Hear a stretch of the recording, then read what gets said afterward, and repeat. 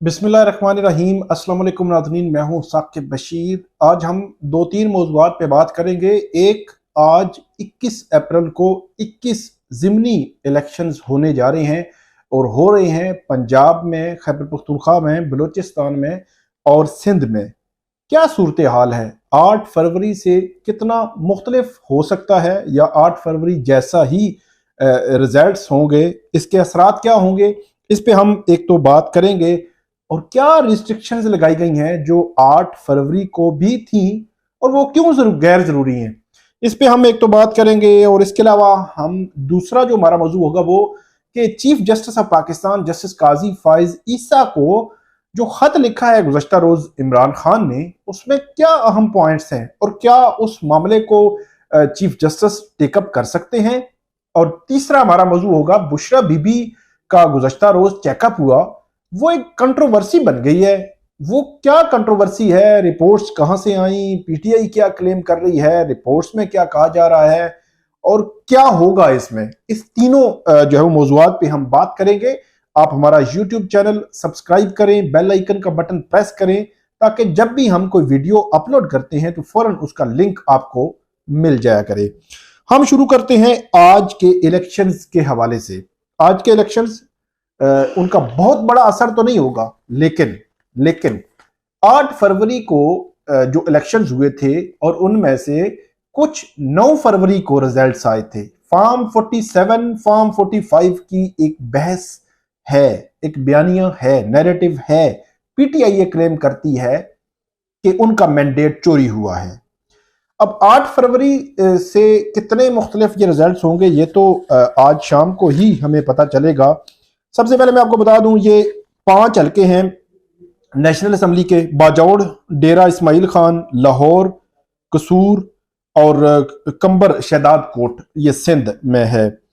2 जो है वो खैबर पख्तूनख्वा की सूबाई असम्बली हैं, बाजौड़ है, एक कोहाट है। और 2 प्रोविंशियल असम्बली हैं बलूचिस्तान के, खुजदार और लसबेला। और इसी तरह पंजाब के 12 सूबाई असम्बली के हल्के हैं। ये इनमें चकवाल है, गुजरात, वजीराबाद, नारोवाल, बखर, शेखुपुरा, लाहौर के 4 हल्के हैं। और इसके बाद रहीम यार खान और डीजी खान, इन हल्कों में इलेक्शन हो रहे हैं।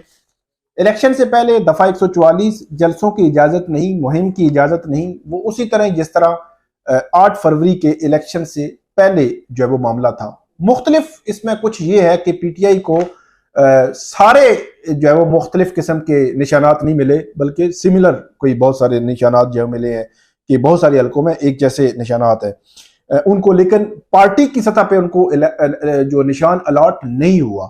उनके पार्टी इंट्रा पार्टी इलेक्शंस हो चुके हैं, लेकिन इसके बावजूद इलेक्शन कमीशन उनका जो उनका इलेक्शन के रिजल्ट अडॉप्ट करके उनको बाकायदा सिंबल जो है वो अलॉट नहीं कर रहा। आज मोबाइल सर्विस बंद है, इंटरनेट सर्विस बंद है। मतलब ये कि 21 हल्कों में भी इंटरनेट सर्विस बंद है और ब्यूरोक्रेसी से आरओज और डीआरओज लिए गए हैं। हैरान कौन है कि मोबाइल सर्विस जो है वो अब बंद करना जो है वो रूटीन बनेगी। 8 फरवरी को भी बंद थी, आज फिर बंद है। मेरा नहीं ख्याल कि हमने माजी में देखा कि हर हल्के में मोबाइल सर्विस बंद कर दें, इंटरनेट सर्विस बंद कर दें। क्या क्या जो है वो खौफ है? मोबाइल सर्विस जो है वो बंद होना मेरा ख्याल है बहुत ही अनहोना मामला है। 1-2 हल्कों में, हसास पोलिंग स्टेशन पे या उस इलाकों में आप मोबाइल सर्विस या इस किस्म की सिचुएशन बना लें, लेकिन हर हल्के में मोबाइल सर्विस बंद होना ये मामूल नहीं होना चाहिए, ये रुकना चाहिए। लेकिन कोई बोल नहीं रहा, कोई इस पे आवाज जो है वो नहीं उठाई जा रही। इसमें पंजाब के हल्कों में बहुत अहम जो है वो जो मुकाबले की तवक्को मौजूद है। नेशनल असम्बली के हल्कों में भी खैबर पख्तूनख्वा में बहुत बड़ा मुकाबला नजर नहीं आ रहा, लेकिन पंजाब के हल्कों में ये नताइज और ये जो मुकाबला है नजर आ सकता है। अब अगले मरले में हम बात करते हैं कि इसके असरात क्या होंगे। अगर तो ये सीटें जो है हुकूमत को मिलती हैं तो फिर भी कुछ ना कुछ एक नैरेटिव बयानिए की हद तक तो इसके असरात होंगे।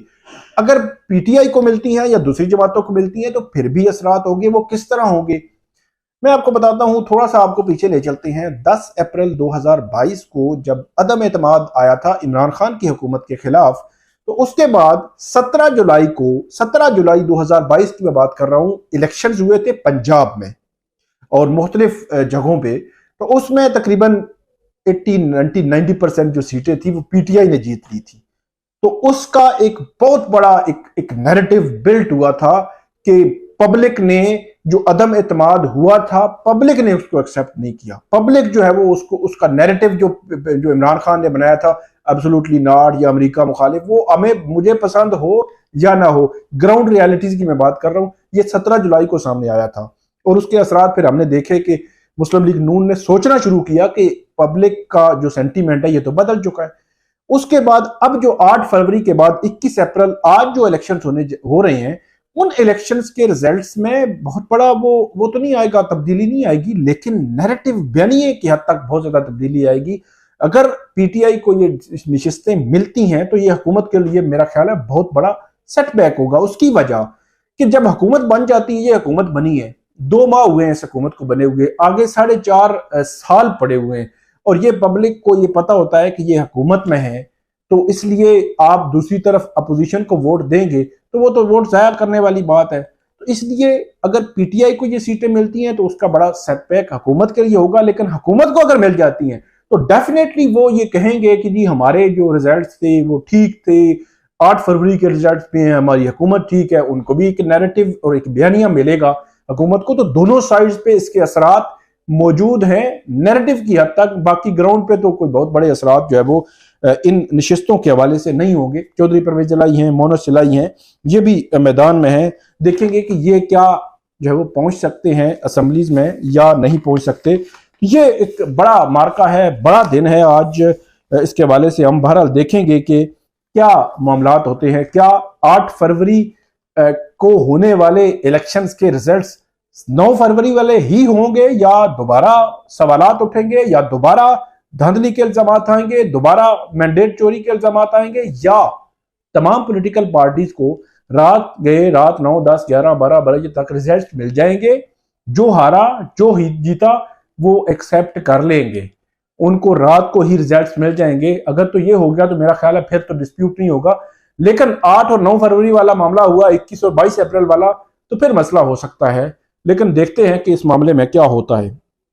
अब हम दूसरे इशू की तरफ बढ़ते हैं। वो है कि इमरान खान ने खत लिखा है जो चीफ जस्टिस ऑफ पाकिस्तान है उनको, और उस खत में बड़ी अहम चीज़ें उनकी जानिब से लिखी गई हैं।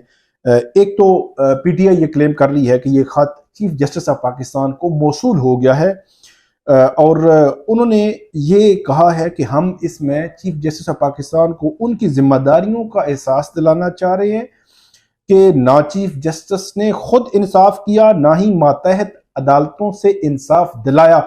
ये क्लेम है, ये दावा है, ये इल्ज़ाम है पीटीआई का जो इस खत में लगाया गया है। इमरान खान की जानिब से ये खत लिखा गया है, और ये भी लिखा गया है कि गुज़श्ता कुछ वक़्त से जो जुडिशरी के हालात हैं वो इस खत में लिखे हैं, और चीफ जस्टिस कानून की धज्जियां उड़ाने और मातहत अदलिया का भी निज़ाम नहीं बरकरार रख सके। तोशाखाना के रेफरेंस और दीगर केसेस का भी खत में लिखा गया है। नैब के पास शरीफ बरादरान के तोशाखाना केस की कोई सबूत मौजूद नहीं है, जबकि NAB cases open and shut case थे, ये कहा गया है, क्लेम किया गया है। और इसमें यह भी कहा गया है कि नैब पर रिटायर्ड जनरल को लगाया गया है, जिससे नैब की साख मुतासर हुई है। ये गुज़श्ता रोज रऊफ हसन जो तर्जुमान है पीटीआई के, उनकी जानिब से प्रेस कॉन्फ्रेंस में भी ये बातें की गई, और ये कहा गया कि भावल नगर सानिया से भी साबित हुआ कि जिसके पास ताकत वही कानून है। इस साने में पुलिस के इदारे की क्या हालत हुई है, यहाँ कानून ताकतवर के हाथ में है, जो ताकतवर नहीं वो इंसाफ का तकाजा नहीं कर सकता। और ये कहा है कि लाकानूनियत और हालात का तज़किरा खत में किया गया है। Chief justice Islamabad high court को खत लिखा गया कि 6 जजेस से बात की जाए। चीफ जस्टिस ऑफ पाकिस्तान ने chief justice Islamabad high court से बात करने की इजाजत दी। जो खुद चोर है वो क्यों इस मामले को हल करे, वो तो इस सारे मामले का बेनिफिशरी है और तहफ़्फ़ुज़। बहरहाल ये इल्ज़ामात हैं, दावे हैं जो पीटीआई के तर्जुमान रऊफ हसन भी कर रहे हैं। इमरान खान ने अपने खत में भी लिखा, और उसमें उन्होंने मिलिट्री ट्रायल्स के वाले भी लिखा कि मिलिट्री कोर्ट्स में ट्रायल पीटीआई के लोगों को सजा देने के हवाले से। और इसमें यह भी कहा गया है कि मुल्क में कानून की हुक्मरानी और आइन की बालादस्ती के मौजू पर यह खत लिखा गया है। और कानून की हुक्मरानी जिसे निचले दर्जे तक जो है वो जा चुकी है, इससे जंगल का कानून जो है वो साबित होता है। मुख्तलिफ एस्पेक्ट्स, मुख्तलिफ केसेस, मुख्तलिफ पटिशंस जो सुप्रीम कोर्ट ऑफ पाकिस्तान में पेंडिंग है, पीटीआई ने दी हैं, वो उनकी मखसूस नशस्तों वाला मामला हो, वो मैंडेट चोरी पे जो तहकीकात वाला मामला हो, या जो पीटीआई के केसेस बाकी अदालतों में हैं, मिलिट्री कोर्ट्स के ट्रायल्स हैं, उनकी खवातीन जो है जेलों में है, उनके कारकुनान जेलों में है, 9 मई के हवाले से वो तहकीकात और इंक्वायरी का मुतालबा इमरान खान करते रहे हैं। तो ये सारों का एक जो है वो चीफ जस्टिस ऑफ पाकिस्तान को लिखा गया है कि चीफ जस्टिस ऑफ पाकिस्तान को ये उन पर ये भी कहा गया है कि उन्होंने इंसाफ नहीं किया और उनको इंसाफ करना चाहिए। तो ये खत में बुनियादी पॉइंट्स, बुनियादी चीजें लिखी गई हैं, लेकिन क्या चीफ जस्टिस इस खत को जो है वो आगे चलाएंगे, इस पे कोई नोटिस लेंगे, कोई मामला करेंगे? मुझे नहीं लगता कि कुछ चीजें आगे बढ़े। ये कह सकते हैं आप कि ये मीडिया की ज़ीनत बन गया और पीटीआई ने अपना मामला जो है वो दिया है, चीफ जस्टिस ऑफ पाकिस्तान के सामने रख दिया है। मुझे नहीं लगता कि बहुत बड़ी कोई तब्दीली कोई या चीज जो है वो कोई मामला हो इस मामले में। अब आगे बढ़ते हैं, तीसरा मामला है, ये है बुशरा बीबी की सेहत के हवाले से जो पीटीआई ने क्लेम किया कि उनकी सेहत ठीक नहीं है, उनको जहर दिया गया है, उनको हार्पिक दिया गया है। उसके हवाले से शिफा इंटरनेशनल से गुज़श्ता रोज मेडिकल चेकअप्स हुए और मेडिकल चेकअप बड़ा तफसीली हुआ। डॉक्टर आसिम यूसुफ जो है वो उन्होंने ये चेकअप किया, उनकी जेर निगरानी जेल के हुकाम, जेल के डॉक्टर्स, मेडिकल स्टाफ भी मौजूद था, शिफा इंटरनेशनल के जो है वो डॉक्टर्स भी मौजूद थे, जो इसके अलावा सिक्योरिटी के सख्त इंतजाम थे। तो उसमें एक कन्फ्यूजन आप ये कहें कि या एक नई बहस ने जन्म ले दिया है। बहस ये है कि कल जब जो चेकअप हो गया, बुशरा बीबी बुनी वाला चली गई, उसके बाद जो मेडिकल रिपोर्ट्स है, मुख्तलिफ सहाफियों के पास जो है वो मेडिकल रिपोर्ट्स आ गई, जिस मेडिकल रिपोर्ट में लुबे लुबाब ये बताया गया कि उनको जो है वो जहर या हार्पिक के कोई नहीं मिला, कोई सबूत, कोई चीज, कोई निशानी कि उनको ऐसा दिया गया है। और ये जो है वो और उसमें एक रूटीन की कुछ हो जाता है, बात का गैस्ट्रो का मसला या कोई इस किस्म का, तो इसमें कोई जहर और हार्पिक का सबूत नहीं मिला। ये उस रिपोर्ट, जो रिपोर्ट्स आई हैं वो अब ऑफिशियल चैनल से क्योंकि आई नहीं, लेकिन रिपोर्ट्स मौजूद है, तो उसमें ये जो है वो इस किस्म का सिनेरियो सिचुएशन बताई गई है। लेकिन दूसरी जानब पीटीआई ये कहती है कि हमने जब रिपोर्ट मांगी, हमारे डॉक्टर भी थे, तो हमें ये कहा गया कि आपको रिपोर्ट्स नहीं मिलेंगी, ये रिपोर्ट्स अदालत में जमा होंगी। तो उन्होंने कहा कि हमारे जो डॉक्टर हैं वो क्योंकि इस मेडिकल चेकअप पे मौजूद थे, तो उन्होंने ये कहा जो हमने मीडिया को बता दिया। अब ये एक दूसरी तरफ का वर्जन है, पीटीआई का वर्जन।